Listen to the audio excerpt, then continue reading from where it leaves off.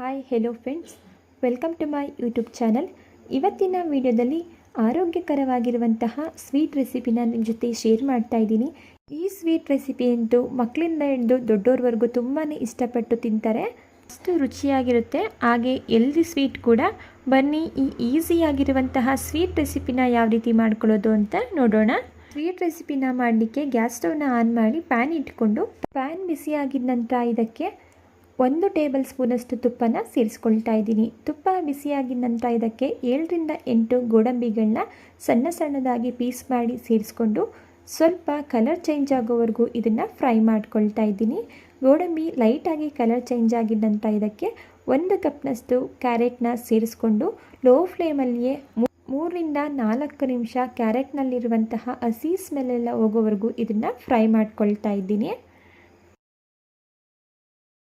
ಕ್ಯಾರೆಟ್ನ fry ಮಾಡ್ಕೊಂಡಿದ್ದ ನಂತರ ಇದಕ್ಕೆ 1 ಕಪ್ನಷ್ಟು ಹಸಿ ತೆಂಗಿನಕಾಯಿ ತುರಿನ ಸೇರಿಸ್ಕೊಂಡು ಇದನ್ನು ಸಹ ಲೋ ಫ್ಲೇಮಲ್ಲಿ 3ರಿಂದ 4 ನಿಮಿಷಗಳ ಕಾಲ ಚೆನ್ನಾಗಿ ಫ್ರೈ ಮಾಡ್ಕೊಳ್ತಾ ಇದ್ದೀನಿ.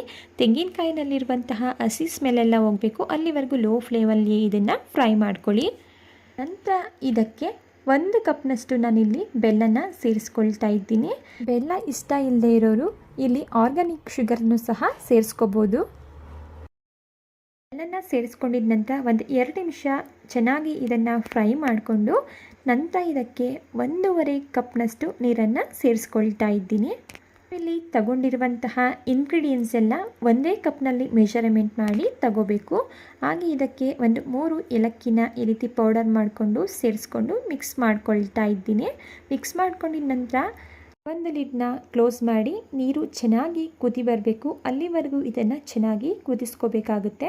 ನೋಡಿ, ಈಗ ನಾವಿಲ್ಲಿ ಸೇರಿಸಿರುವಂತಹ ಬೆಲ್ಲ ಕೂಡ ಕಂಪ್ಲೀಟಾಗಿ ಕರಗಿ ನೀರು ಕೂಡ ಕುದಿ ಬಂದಿದೆ. ಈ ಟೈಮಲ್ಲಿ ನಾವಿದಕ್ಕೆ 1 ಕಪ್ನಷ್ಟು ಹುರಿದಿಟ್ಕೊಂಡಿರುವಂತಹ ರಾಗಿ ಹಿಟ್ಟನ್ನು ಸೇರಿಸ್ಕೊಳ್ತಾ ಇದ್ದೀನಿ. ರಾಗಿ ಹಿಟ್ಟನ್ನು ಸೇರಿಸ್ಕೊಂಡಿದ ನಂತರ ಇದನ್ನು ಚೆನ್ನಾಗಿ ಮಿಕ್ಸ್ ಮಾಡ್ಕೋಬೇಕಾಗುತ್ತೆ. ಸ್ವಲ್ಪನೂ ಗಂಟಿಲ್ಲದೆ ಇರೋ ರೀತಿ ಚೆನ್ನಾಗಿ ಇದನ್ನು ಮಿಕ್ಸ್ ಮಾಡ್ಕೊಳ್ಳಿ. ಹೀಗೆ ಮಿಕ್ಸ್ ಮಾಡ್ಕೊಳ್ತಾ 4ರಿಂದ 5 ನಿಮಿಷಗಳ ಕಾಲ ಲೋ ಫ್ಲೇಮಲ್ಲಿ ಲಿಡ್ಡನ್ನು ಕ್ಲೋಸ್ ಮಾಡಿ ಮಧ್ಯದಲ್ಲಿ ತಿರುಗಿಸ್ಕೊಂಡು ಚೆನ್ನಾಗಿ ಇದನ್ನು ಬೇಯಿಸ್ಕೋಬೇಕಾಗುತ್ತೆ. ಈಗ ರಾಗಿ ಹಿಟ್ಟನ್ನ ಸೇರಿಸಿದ ನಂತರ ನಾನು ಲೋ ಫ್ಲೇಮಲ್ಲಿ 4ರಿಂದ 5 ನಿಮಿಷ ಚೆನ್ನಾಗಿ ಬೇಯಿಸಿ ಗ್ಯಾಸ್ ಸ್ಟವ್ನ ಆಫ್ ಮಾಡಿ ಇದನ್ನು ಸ್ವಲ್ಪ ತಣ್ಣಗಾಗಲಿಕ್ಕೆ ಬಿಟ್ಟಿದ್ದೆ. ಈಗ ಇದು ತಣ್ಣಗಾಗಿದೆ. ಉಗುರು ಬೆಚ್ಚಗಿದ್ರೆ ಸಾಕು.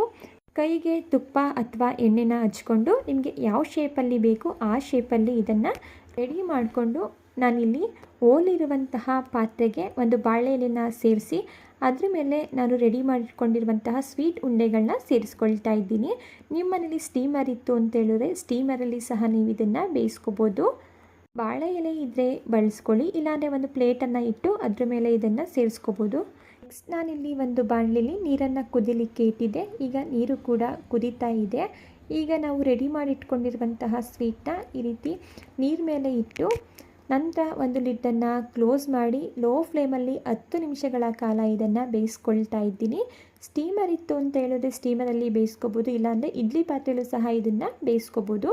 ಇದು ಇಷ್ಟೇ. ಈಗ ಸ್ವೀಟ್ ರೆಡಿ ಆಯಿತು. ರೆಡಿಯಾಗಿರುವಂತಹ ಸ್ವೀಟ್ನ ನಾನಿಲ್ಲಿ ಸರ್ವ್ ಮಾಡ್ಕೊಳ್ತಾ ಇದ್ದೀನಿ. ನಾನಿಲ್ಲಿ ಯಾವುದೇ ರೀತಿಯ ಸಕ್ಕರೆ ಆಗಲಿ ಮೈದಾ ಆಗಲಿ ಬಳಸಿಲ್ಲ. ತುಂಬಾ ಹೆಲ್ದಿಯಾಗಿರುವಂತಹ ರಾಗಿ ಹಿಟ್ಟಿನಿಂದ ಮಾಡಿರುವಂತಹ ಸ್ವೀಟ್ ಇದು. ಖಂಡಿತ ಎಲ್ರಿಗೂ ಇಷ್ಟ ಆಗುತ್ತೆ. ಒಂದು ಸಲ ನಿಮ್ಮ ಮನೇಲಿ ಟ್ರೈ ಮಾಡಿ ನೋಡಿ. ಓಕೆ ಫ್ರೆಂಡ್ಸ್, ಇವತ್ತಿನ ಸ್ವೀಟ್ ರೆಸಿಪಿ ನಿಮಗೆ ಇಷ್ಟ ಆಗಿದೆ ಅಂತ ಭಾವಿಸ್ತಾ ಇದ್ದೀನಿ. ಇಷ್ಟ ಆಗಿದ್ರೆ ದಯವಿಟ್ಟು ವಿಡಿಯೋಗೆ ಲೈಕ್ ಮಾಡಿ. ಇದೇ ರೀತಿ ಹೆಲ್ದಿ ಹಾಗೂ ಸೂಪರ್ ಟೇಸ್ಟಿ ರೆಸಿಪಿಗಳಿಗಾಗಿ ನೀವು ಮಾಡಬೇಕಾಗಿರೋದು ಇಷ್ಟೇ. ದಯವಿಟ್ಟು ಚಾನಲ್ನ ಸಬ್ಸ್ಕ್ರೈಬ್ ಮಾಡಿಕೊಂಡು ಚಾನಲ್ಗೆ ಸಪೋರ್ಟ್ ಮಾಡೋದನ್ನು ಮರಿಬೇಡಿ. ಹಾಗೆ ಈ ಸ್ವೀಟ್ ರೆಸಿಪಿನ ನೀವು ಟ್ರೈ ಮಾಡಿ ಹೇಗೆ ಬಂತು ಅಂತ ಹೇಳಿ ಕಮೆಂಟ್ ಮಾಡೋದನ್ನು ಕೂಡ ಮರಿಬೇಡಿ. Thank you for watching.